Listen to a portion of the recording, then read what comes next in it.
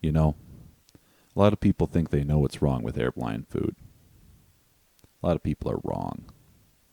Because there's a lot of misconceptions around it. People don't understand the actual factors in play. And the truth is, there's levels of understanding where you can get closer and closer and closer to the truth, but a lot of people just aren't there. So I'm going to try and set that straight. At the zero level, at the no knowledge level, at the ignorance level, people think it's good food. And they're just wrong. They're just wrong. But I'm not going to dwell on that. Ignorance is not a sin. It is merely the absence of growth. And so we're not going to blame people for that.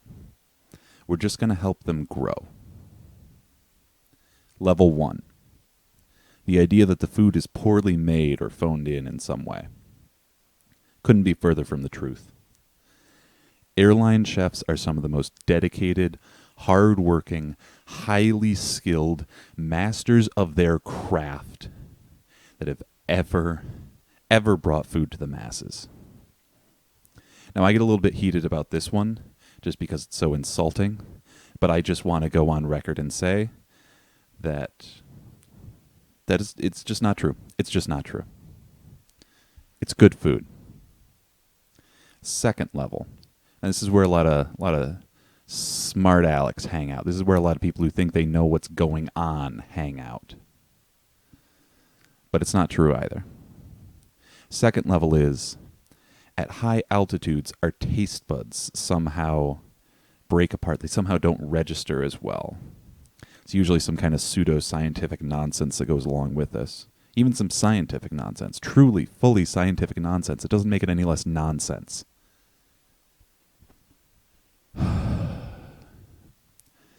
Yes, our taste buds do shift a little bit at higher altitudes.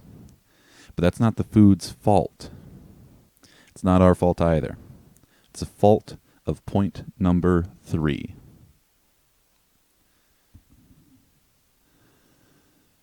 Our creators did not want us to fly, and they have installed various systems to prevent and deter us from doing so. This airline food, that's part of the game. Now, that's what you need to understand about humanity, is we were not meant to be what we are. We were meant to be little monkeys, little apes, climbing around on trees as the highest we ever get. But ideally, walking around on the ground and without even standing upright. If you look into the text, you can see that our creators, they don't want us even standing. They don't want us walking. They want us hunched over, crawling in the dirt for bugs. And while I'm happy to say, there's a whole lot of humans reaching a whole lot higher than that these days. There's people are getting taller, people are getting stronger, we are building structures. It's very common these days to walk upstairs. It's very common. And even if someone's in a wheelchair, we can build ramps for them, and they can move up that way too. And this is a very good thing. This is building the dignity and the dominance of humanity. But you have to understand that this is not the plan that was laid out for us. This is our plan.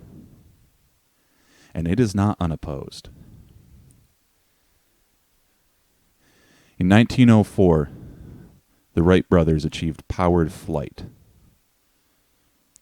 A lot of designs have been tossed around since then, a lot of different ideas.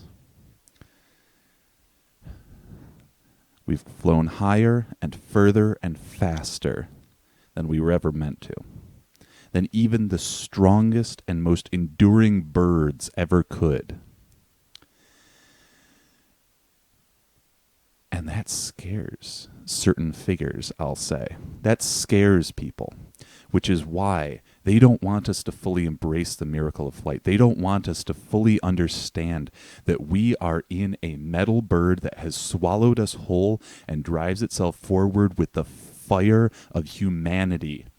And that in that moment, we are achieving divinity because that is what they don't want us to understand. These airplanes, they bring us divinity. They make us gods. And so the reason that we have this food, we don't need to eat on a flight. The longest flights you can get are, 16 hours top. Human can survive for 16 hours without food. No problem. But they give it to us anyway, to remind us that we're mortal, to take us out of the sky and back into the dirt. That's what's wrong with it.